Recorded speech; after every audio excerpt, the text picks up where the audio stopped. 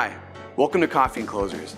I'm Mitch, and I want to personally invite you to join me and one of today's top performing sales stars for a cup of coffee and authentic conversation. And our collective goal is that you will walk away with tangible knowledge that you can apply to your sales efforts today. Are you ready? Grab a cup, fill it up, and let's get into another episode of Coffee and Closers.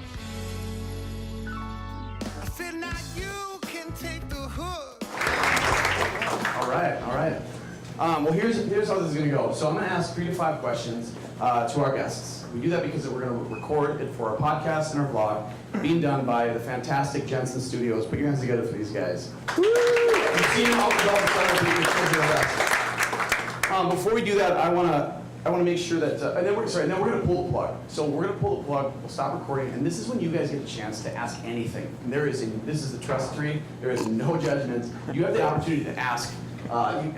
Sales, marketing, how to be a founder, challenges, failures, whatever you want in a judge-free zone to some of the top minds in our local tech space. Okay? But before we get into that, I want to thank some of the people that make this possible. Some of our sponsors. How many, as a founder, isn't your favorite thing in the whole world doing the minutia, right? Handling the operations, like all the detail, attention to detail. Who loves that? Yeah, no. So that's why Power Motive exists. Where are you guys at? Where's Power Motive? These guys are one of our sponsors. They're fractional COO. They're fantastic. Go see these guys afterwards if your gift is not what I just described, which is definitely not mine. How many people here make too much money? And you guys don't keep your hands down. Maybe a new gig in a place where you could be celebrated. Yeah, Red Birch Recruiting. That's Jeff Sorensen over there. Go say hi to him afterwards.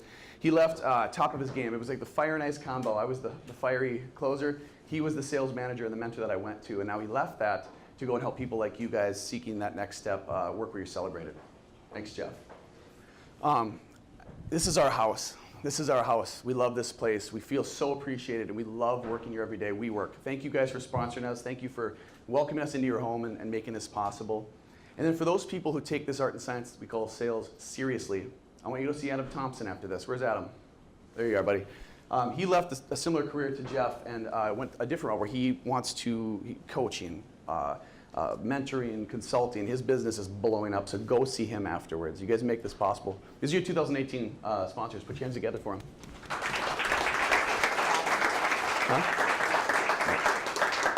And with that, my name is Mitch Labrador, creator and founder of this thing called Coffee and Closers. When I'm not here, I run a revenue growth agency called BBG. With that, we get a chance to befriend I can't even look at these guys in the face. Some of the top sales minds as we've done this. This is our anniversary. This is our 1-year anniversary. So thanks for doing this, and we are going to celebrate it. Hey. And thanks to all you guys who keep coming. We're going to keep doing it if you keep showing up. But the people we're about to talk to, interview you guys, I can't believe we got them all in one room. I believe this is the first time they've been in one room. Between the 3 of them, they have defined our local tech space. GovDelivery, structural, code 42. Ramble, equals 3 at Magnet 360. Has anyone heard of those companies? We're talking thousands of Minnesota jobs, millions in new tax revenue, and hundreds, if not thousands of hours of advisement and mentorship to this community. Put your hands together for these CEOs that sell. Thanks, brother. Come on in. Hope you guys are good at because the mic situation is not. These are not. Oh, hey. Yep, these are the podcasts. Okay. Well, welcome. So I'm not going to pretend to tell your story better than you guys can. I tried to do what I could, but tell us a little bit of who you are and where you've come from and where you're going. Sure. So I'm Scott Litman. I am a 5-time entrepreneur. Prior to Equals 3, I've had 4 ventures in the marketing services and ad tech space. All 4 ventures had outside capital, all serviced generally Fortune 1000, all were high growth, all have had successful exits, and all in the average return to our outside investors has been 5x on their investment. So today, founder of Equals 3, we're championing the evolution of AI in the world of marketing. And it's been a really exciting journey. We've been at it for about 2.5 years. Today we have just about 35 commercial clients, including places like IBM, Honeywell, Bayer, Thrivent, Best Buy, as well as a bunch of the largest ad agencies in the world that service really big brands. Along the way, created the Minnesota Cup, which is the largest statewide business plan competition in the country. This year was our 14th year. We had 1,600 participants, and we provided over $500,000 in prizes to entrepreneurs. And really proud of how the Minnesota Cup has been part of foundation of the ecosystem to support early stage entrepreneurs in Minnesota. That's awesome. I think we should clap. Is this one on?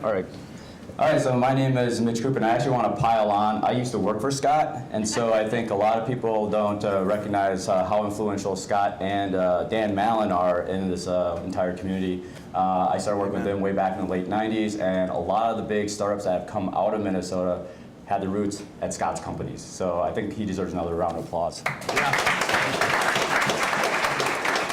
So who here is a salesperson?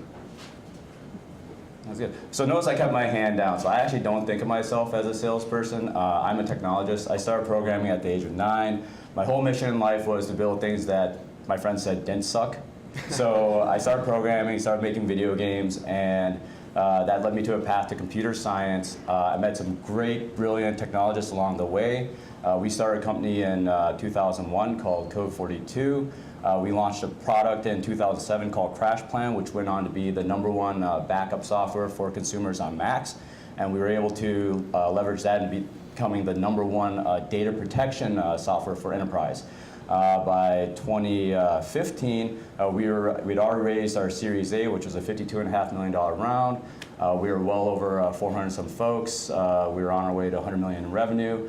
I left in 2016, having done my share of, I think, the contribution and getting the company where it needed to be. We got a great growth CEO in place to take it to the next level. Code 42 is still around, kicking and thriving, so that's fantastic because I'm still a shareholder. Yeah. And during that, after I left, I immediately went into the next thing, which was a childhood dream of mine, which was to pursue something in artificial intelligence. Growing up, I'd read so many science fiction books, and I was like, it's finally here.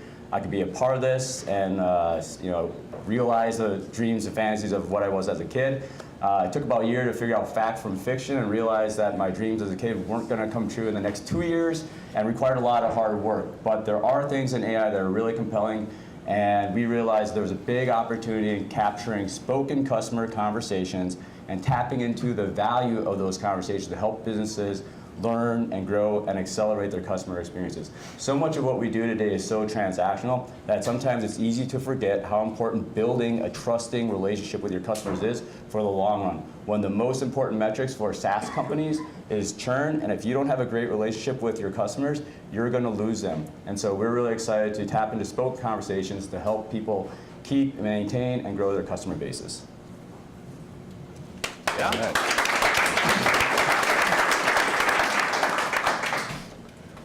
My name is Scott Burns. I'm a longtime admirer of these two guys, and because building my last business brought me to DC all the time, I barely met them until we finally sold that last company, and I could enjoy the Twin Cities a little bit, and it's been a treat. So my background really in 2000, right about 2 minutes before the dot-com bust. I founded a company with a friend of mine called GovDelivery. It was called GovDocs at the time. And we had really an epic journey. So rather than starting and selling 5 times, we sold GovDelivery twice during 16 years, and I ran it that whole time. We were the premier digital marketing, digital communications platform for government. So if you're familiar with ExactTarget, Marketo, those things, we did that for the public sector. Basically, marketing things like snow emergencies and flu shots and IRS information, and applying marketing principles to something that in the past had not been looked at that way. But if you think about it, we ought to be as good at marketing flu shots in this country as we are at marketing shoes. And so that was really the inspiration for me, and it was an opportunity to build a company from literally the basement. It was worse than a basement. It was a basement apartment, so I also lived in it.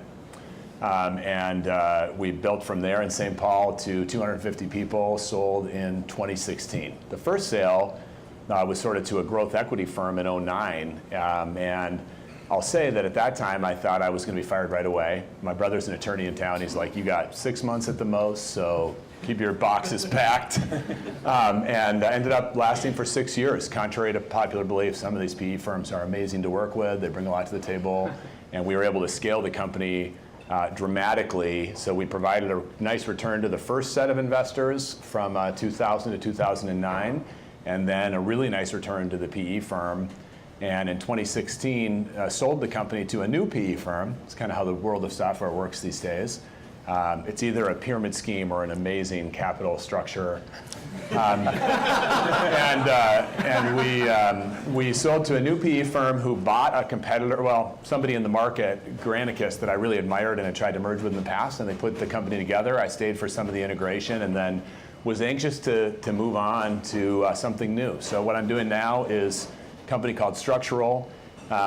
And sort of like being as good at marketing flu shots as we are at shoes, the sort of simple concept behind Structural is that you, in a large company especially, you ought to have as much data informing you about who to work with next at your company and how to support them as a manager as you have when you're selecting your next TV show on Netflix.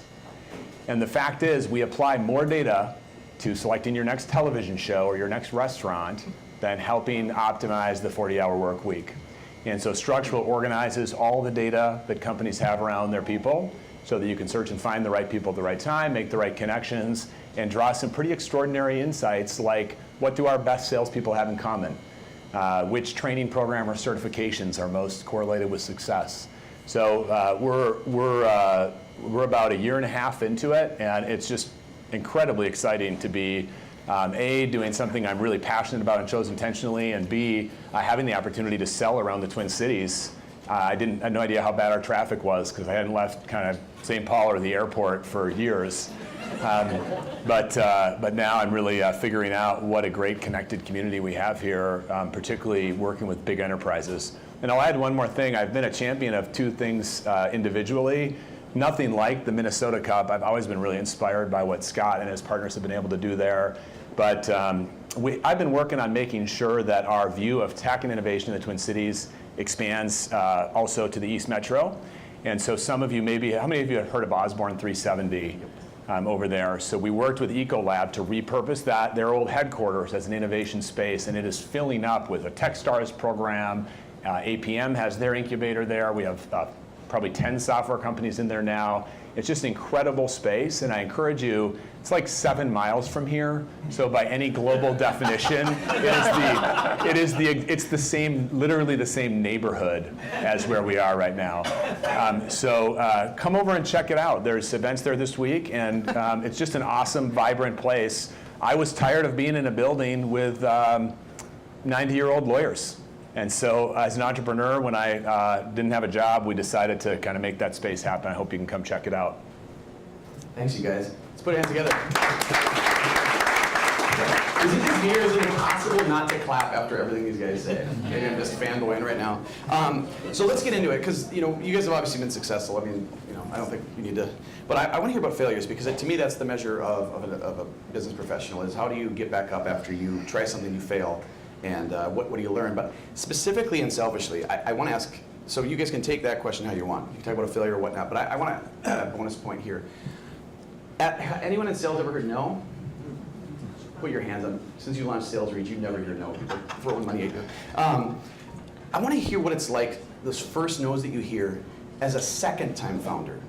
Meaning you've built something, right? You probably got a little chip. I mean, let's be honest. And then you start something new, and you hear no. How do you handle that? We'll leave it at that. All right, so two things. One is just the whole dealing with failure to begin with. Every venture I've had has had some colossal, near-fatal failure along the way. And it's those failures that you learn from. And you have to be a student of them. You have to look in the mirror and say, what did I do wrong? And rather than saying, oh, my client, my vendor, my whoever screwed me up, you have to say, what is it that's my part in this? Because that's the only thing that matters. And what are you going to learn from it? I have remade or pivoted businesses along the way, and they are rebuilt out of the ashes of that failure and making sure it never happens again and what you learn from it. So that's one thing. You are going to fail. It's okay to fail. Just make sure it's non-fatal. and learn from it and make sure that's a catalyst to drive success. As far as that answer to no, no is just on a continuum to yes. And so when you're selling, be persistent. Don't allow no to, oh God, I can't say no would be no, but in sales, no is just on a path to yes. And you keep working it. How do I understand my customer motivation better? How do I figure out my product market fit better? How do I figure out what is it that we need to do to satisfy their needs so they can get to yes? And the base answer for everybody when you're trying to sell to them is simply no. Everybody says no. We're built for it. Yes takes money. Yes takes time. Yes takes resources. So you have to figure out how to push past that and not just say, well, we tried at 3M, they said no. 3M is hundreds of possible customers, all that have needs. So figure out how to get somebody to yes, and then figure out how to get more yeses out of it. Great. Yeah. So I actually have a couple of stories. This one is my first sales no. So as I said before, I'm not a salesperson. My dad, though, was a prolific used car salesman. So I do want to share my first sales story. It's when I was 15 years old. It's 5 o'clock in the morning. My dad comes in, knocking on my door. I don't wake up. He comes in further, kicks my bed. And then I wake up and goes, hey, how'd you like to make $1,000 today? I'm like, I'm up. So, doesn't say another word. He's like, get in the car. We go to the Denny Hecker's big tent sale, right? It's out in like Forest Lake. It's 6 o'clock in the morning. He goes, all right, here's the deal. For every car you sell, you get $250. I was like, oh man, I can do math. That's like 4 cars. That'll be easy. So, I get out there. I see people walking on the lot. I have no idea what I'm doing. And my dad sees me just standing there kind of watching people, and he goes, get out there. I'm like, what do I do? Talk to him. And so I go out there, and I see this guy with his kid in a stroller. I go, hey, what's your kid's name? And he's just like, what are you doing? You're a 15-year-old kid. I'm like, you want to buy a car? He's like, I'm just looking. So I tried this technique about 20 more times that day. I get the same response, I'm just looking. By 2 p.m., I'm completely deflated. I'm eating a hot dog, drinking a Coke, sitting under a tree. I'm thinking, when is this day going to be over? And my dad comes over and he says, hey, what are you doing? And I go, I'm eating a hot dog and drinking a Coke. And he goes, well, I'll tell you what you're not doing. I go, what's that? You're not selling. And he just leaves. And so then I'm like, So I get back out there, and 9 o'clock can't come soon enough. By the time the sale ends, my dad's still wrapping up deals. He killed it that day. I'm like, when's he going to get done with the paperwork? We finally get in the car, head home. I sold 0, right? He doesn't say a thing. About 20 minutes into the car ride, he looks over to me and says, so what'd you learn today? I go, man, selling cars is hard. And he goes, damn right it is. That was my first sales experience. I got a ton of no's that day. Fast forwarding, so second-time founder. I think if anybody here familiar with data science, stats, probability play, fantasy football, you crunch numbers. Doing this a second time, third time, it doesn't make sense. All right? The probability of failure is way higher than the probability of success. The probability of us even doing it once is really, really low. So for people to come back a second time, you're already kind of crazy, right? You don't make sense. The reasons that you're doing this aren't based on probabilities. They're based on passion. They're based on interest. They're based on something that you just truly believe in. You want to build something. You want to give back.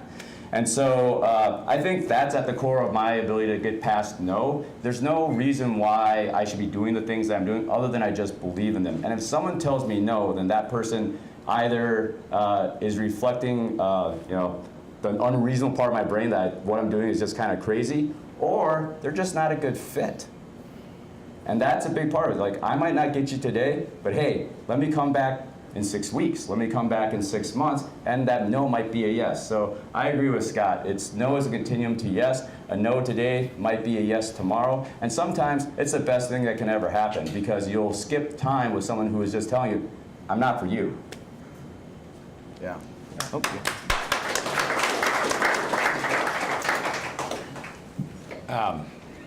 Well, I have, I think coming into it again is a little like, if anybody's ever seen, there's a great movie called Comedian, where Jerry Seinfeld like goes back on the road to do the stand-up after years of being successful with his show, and he gets up on stage and everyone's like, Jerry Seinfeld, this is amazing. They can't believe he's there in the comedy club. And the second joke, like they applaud like just mad, standing ovation, everything. And his second joke bombs and somebody's like, hey, have you ever done this before, buddy? And I think it sort of speaks to the fact that in a lot of professions, and it's particularly true in ours, life is not an award ceremony for what you've done in the past.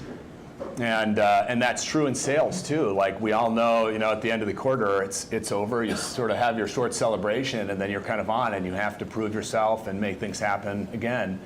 And so for me, this is like weird, and I should talk to a psychologist about it. But I came in to do this again because I wanted people to say no, because I wanted to earn the right to put my art kind of back into the world again. And honestly, I find angel investing and mentoring people and everything else interesting and sort of rewarding at times, but it's like half as interesting as having the chance of failing when you set out in the world. The chance of failure is what makes life interesting. If you want to be like really philosophical about it, dying is what makes life interesting. You have limited time. And you have to make use of it, and that's something like of startups and creation and even the sale. I've sat in rooms with billionaires trying to make a sale, and you know what? That's the most interesting part of their day. The rest of the time, people are congratulating them, rewarding them, asking for their money, or you're so amazing. And when they have to go out and make the sale, it's hard. Steve Case is invested in our business from AOL. Guy's been through incredible ups and downs. Most successful stock of the 90s was AOL. Obviously, the story didn't end exactly where he wanted, but he had to go raise his venture fund that invested in structural. He had to go raise it $500,000 at a time from people he maybe didn't feel comfortable asking for money. And you know what? A bunch of people said no. They said no to Steve Case. So everybody gets that, and that's actually part of the art. And you could tell that he's really inspired about doing it. We had a lot of, I think that the biggest thing to think about for me with failure, and it's somewhat plagiarizing Scott, but we developed sort of a couple different things we said at GovDelivery over the years. One is we talked about permanent prospects. This weird thing that some salespeople do where they want to have the meeting and then be like, oh, we lost 3M. Really? You lost 3M? You talked to one person? You lost the IRS? I had somebody come back once and say, well, the IRS isn't interested. And I'm like, is there a Mr. IRS that you talk to? That's insane. You are getting started, And in so many ways, people only have to say yes one time. And yeah, the odds are stacked against you to get a yes out of one person one time, but getting one in the enterprise, getting one person to say yes once, if you have a chance to talk to 50 or 100, actually the odds are pretty decent if you're persistent. So our sort of statement around it is like always, 1% better the next day. Failing actually is failure. Don't let people tell you failure is a good thing by itself. You failed, and that's not good. You missed the basket. I think that learning from failure is when people say it's okay to fail fast, whatever, it's about learning. So we say, 1% better, but also the very empowering thing, Scott, 1% better tomorrow. If we do that 100 days in a row, we're going to see a lot of improvement. And piggybacking on something else Scott said is, imagine, and I had a lot of this conversation with people over and over again to the point where it was like a broken record, but they'd bring some problem to my office, and I would say, now let's start over and imagine that everything you just said is your fault. That it's totally your fault.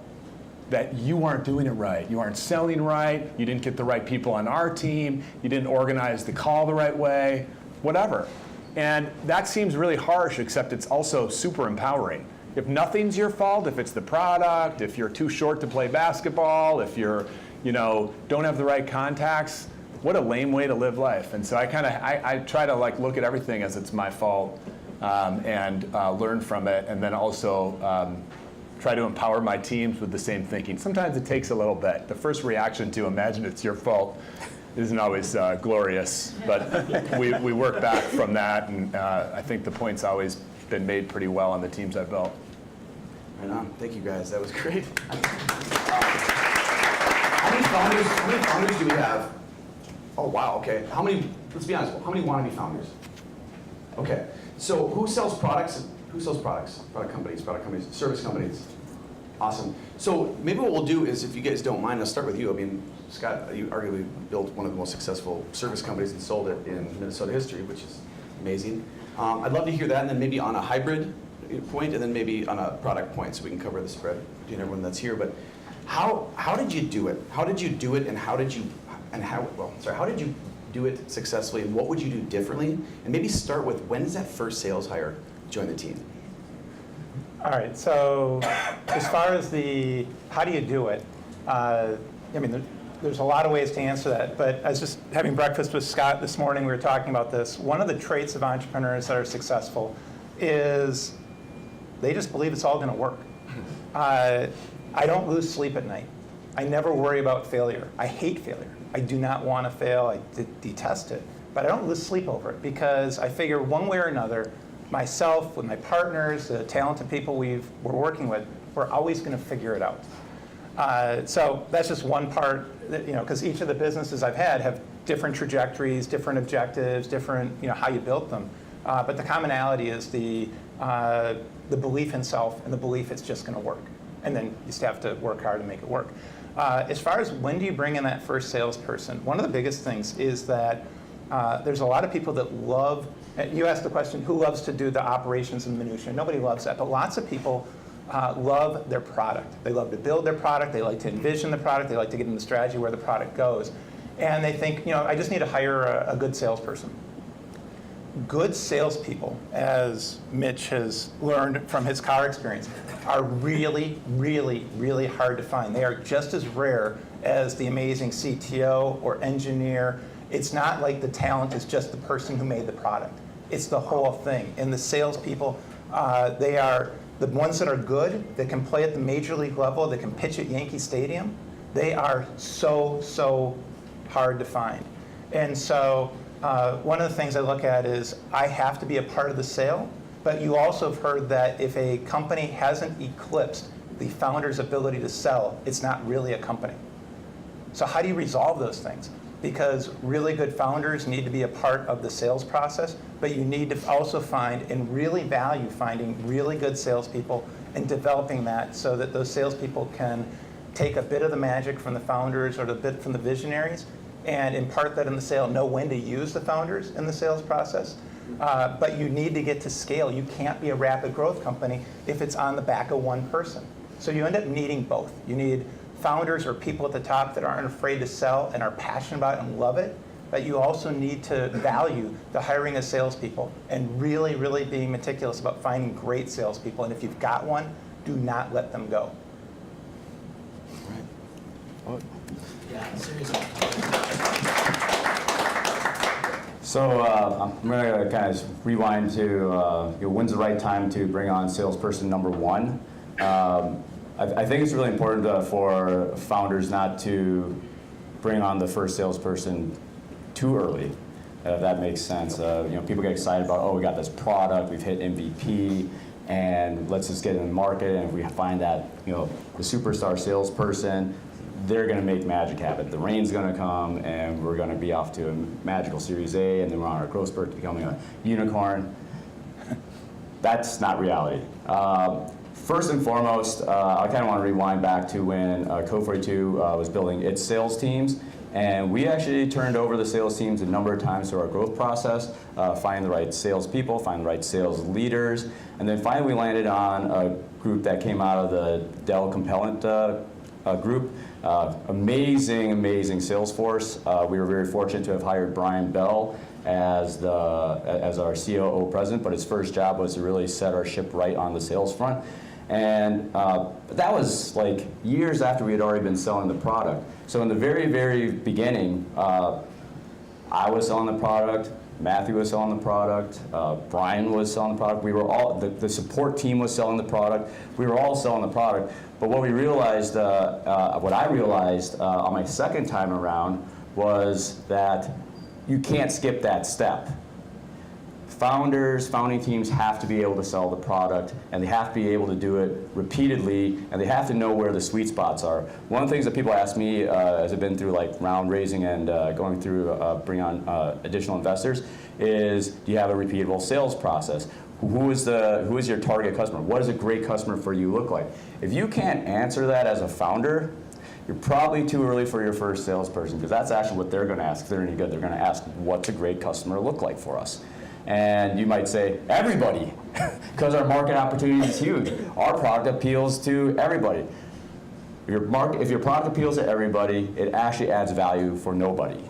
You have to focus, you have to know exactly how you're going to target these people, how you're going to get in front of them, and what is the pain point you are solving. And if you can't articulate that in a really crisp fashion, there's no way that the person you bring on board is going to be able to do it for you. You have to invent that. The second thing is, when should the founders get out of the sale? And it's when they're making up stuff in the deal. I tend to do this because I can get my roadmap all of a sudden goes from it was this to like, oh, it could be this. Oh, I like what you're talking about. Oh, let's add this, this, and this. So at that point, I take myself out of the deal. And there's a phrase that I learned from Brian Bell, which is, Coopet, the sales team sells what's on the truck, not what's going to be on the truck. That's great.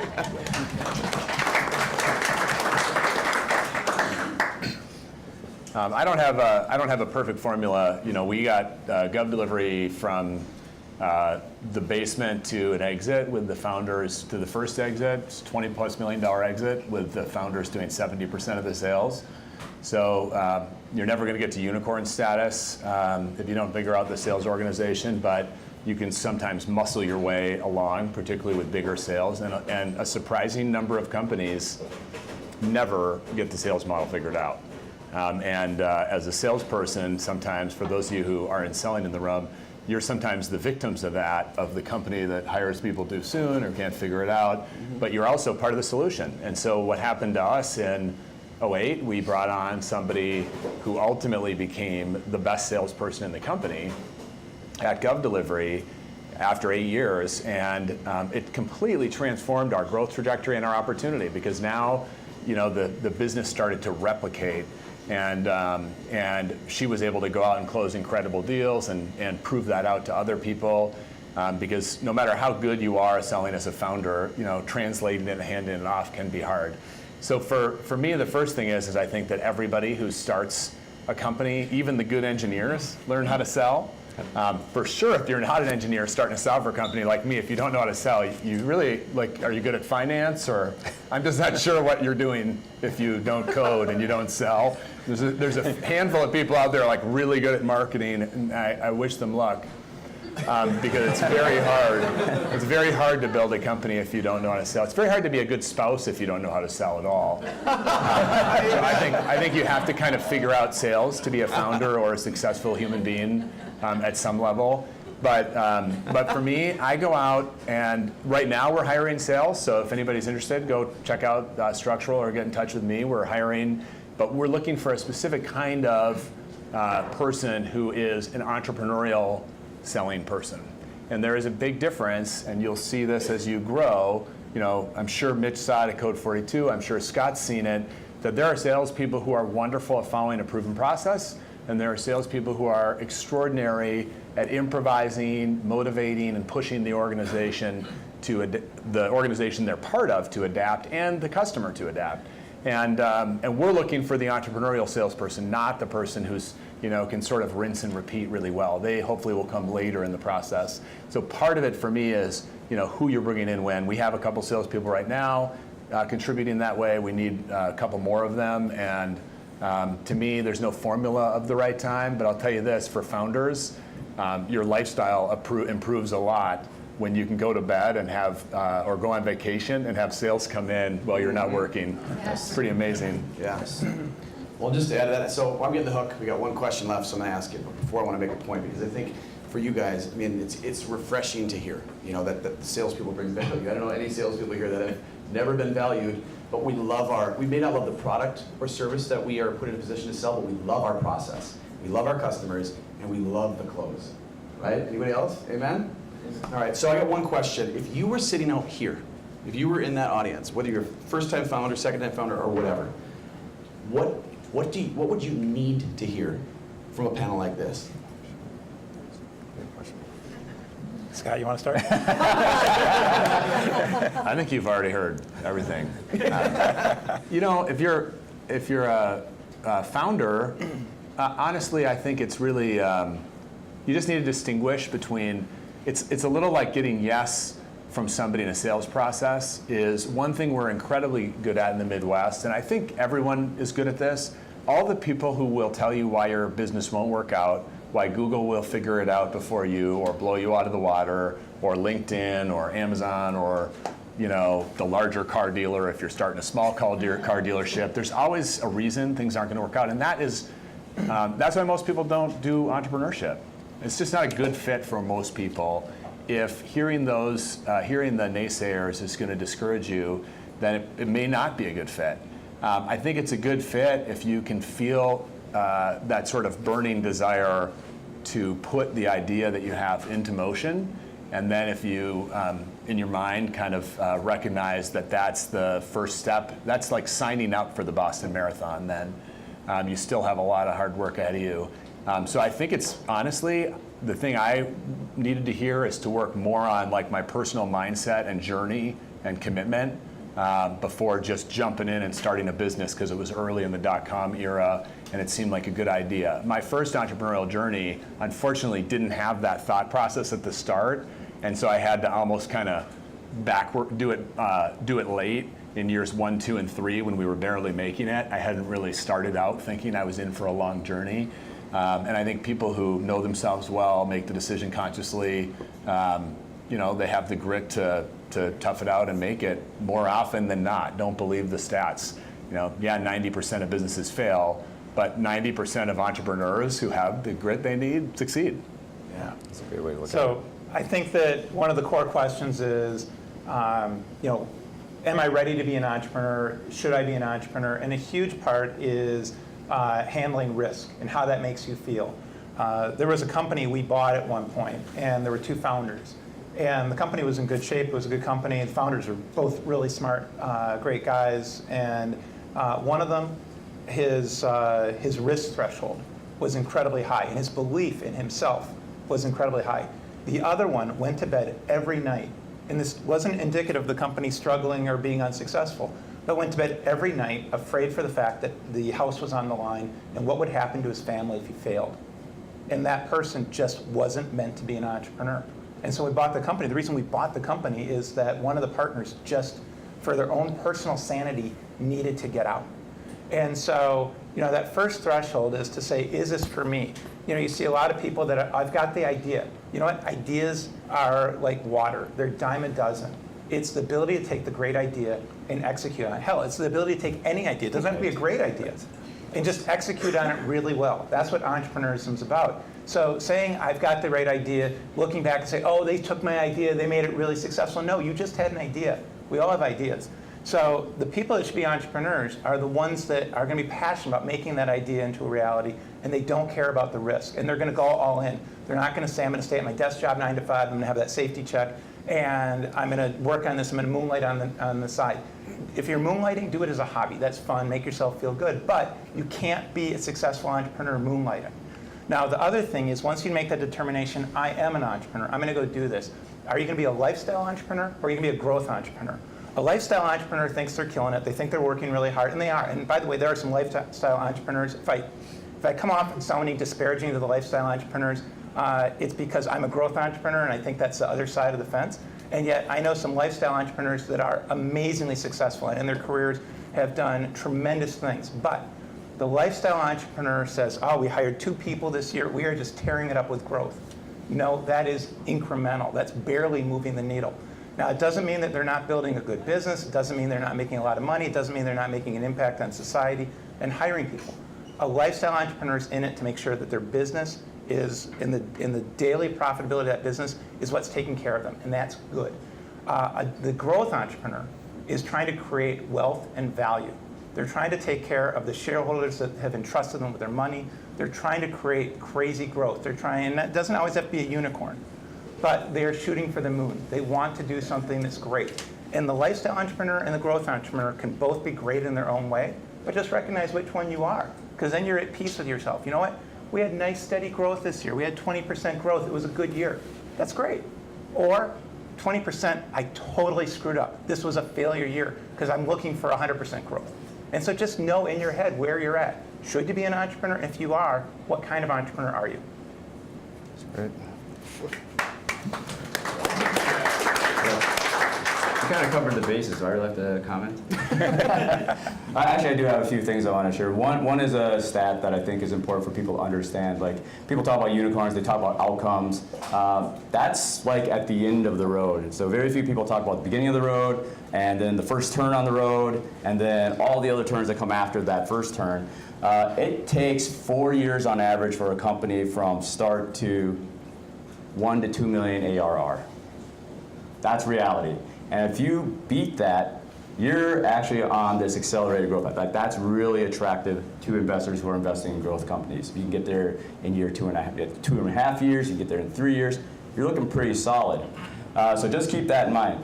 There are people in here who do those types of deals like on a monthly basis. Like, anybody here carrying a multi-million-dollar quota? $1 to $2 million, not a big deal. That is a company's ARR, and that's a big milestone in a company that's just growing. And by the way, at that point, people should be celebrating, because that's not easy. It actually means that you have a product that people are willing to spend $1 million year after year after year, and they're renewing, hopefully, in something that you built, that you brought value to the market with. I like to share this with folks, is that people kind of call things like sales, there's product, there's marketing. In the early stages, it's all crap, right? You actually have to have an idea, but then B, you have to have the wherewithal to actually go, okay, how big can this idea be? What is the opportunity, and how do I know this? And a lot of people just say, I just know. Wrong. You actually have to go out and test these things. And so how do you do it? Well, a lot of people say, well, I'm going to build a product, then I'm going to go test it. And that's a really expensive way to try and go test something that very well the window of opportunity might close before you actually get your first MVP done. So I like to take a cheap experimentation model. And so what you want to do is you want to invest in a way to take ideas and experiment with the value of that idea, the size of the opportunity, as fast as possible, and get to an answer, yes or no.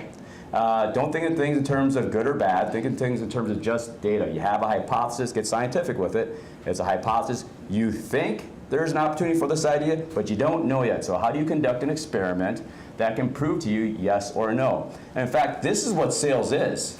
Sales is an experiment with every single customer, every single prospect, to see whether or not that product that you built actually has value for this potential target. And then you find out yes, or you find out no. And there might be, it might be an execution issue. You didn't set up the sale right. You didn't get the right people in the room, right? Okay, so now you got to, reconfigure your experiment apparatus, or the hypothesis is just wrong. And the faster you can run that cycle through, the faster you're going to learn and grow in business. And that's why you see a lot of companies that go like, how the heck did they take this, lame idea like backup and make like millions of dollars off of it? It's a lot of experimentation, a lot of testing, a lot of learning, a lot of just being okay with the data. I think one of the hard things about sales is that you're driven through a quota, so everything is looked through a lens of good or bad. If you look through, but as an entrepreneur, you have to look at the world as a lens of just data. And are you conducting experiments? Are you testing your hypothesis? Or are you being biased and trying to look for success where there might not be any? Amazing. I'm not known for my incredible decision-making skills, right, honey? But I'm really glad we recorded this today. This has been incredible. Mr. Litman, Mr. Coopet, Mr. Burns, thank you guys for everything that you are and everything that you do. Get up off your chairs and put your hands together for these guys. All right, so what do we think? What'd you learn? Well, if you like that, check out coffee&closers.com for upcoming episodes, recordings, and more. And don't forget to check out our sponsors. Each one has been hand-selected. They are best in class. Until next time, we'll see you at the next Coffee and Closers. Cheers. Live a life we love. Gotta live, I said live. live a life we love.